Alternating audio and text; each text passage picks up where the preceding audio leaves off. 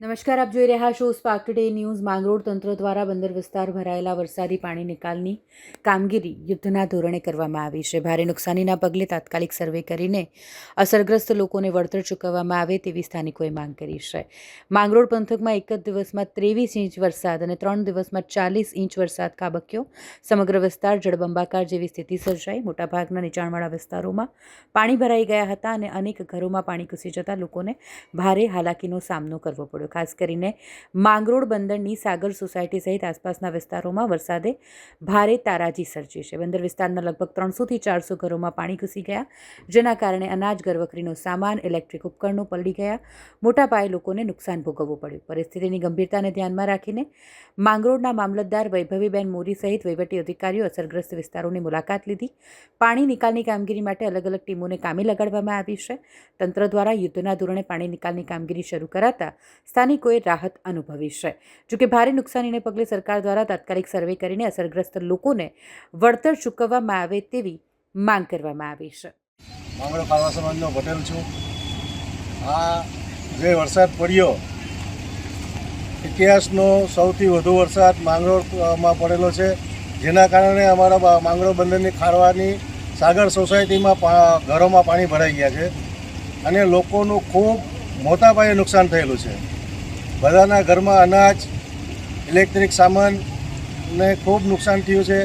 અહીંયા 3 દિવસથી તંત્ર અને સમાજ સાથે રહી અને ખૂબ મહેનત કરી અને અહીંયાથી પાણી કાઢવાની મહેનત કરી રહ્યું છે। સરકારને મારી વિનંતી છે કે આનું મામલતદાર સાહેબે આજે અમને મળવા આવ્યા હતા, અમે એની સાથે રજૂઆત કરી કે લોકોનું ખૂબ નુકસાની થઈ છે, અનાજ બગડી ગયેલું છે, તો સર્વે કરાવી ને લોકોને રાહત થાય એવી સરકાર પાસે અમારી અપીલ છે। દામોદર ચામુડિયા મારું નામ છે। માંગરોળની મહાવીર મચ્છીમાર સહકારી મંડળીનો હું પ્રમુખ છું। આપ જ્યાં પાછળ જોઈ રહ્યો છે આ અમારી સાગર સોસાયટી ન્યૂ, સાગર સોસાયટી ઓલ્ડ અને સાથે સાથે અમારી એક ત્રીજી સાગર સોસાયટી, એમ 3 સોસાયટીમાં ઘરમાં પાણી ઘૂસી ગયા છે। સાથે સાથે અમારા જૂના ખારવાવાવ, લાડવાવાવ, મફતુપુર બૈડ વિસ્તાર, આ બધા વિસ્તારમાં અંદર લગભગ 300 થી 400 મકાનમાં પાણી ઘૂસી ગયા છે। હાલ આપ જોઈ રહ્યા છો, તંત્રએ અમને મદદ 100% કરી છે।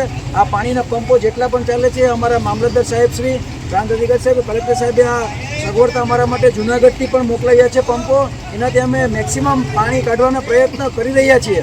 પણ વરસાદ એટલો બધી વધારે થયો, સિઝનનો આખો વરસાદ એક જ દિવસમાં થઈ ગયો, એના કારણે આ આવડી મોટી મુશ્કેલી અમારા ઉપર આવી પડી છે।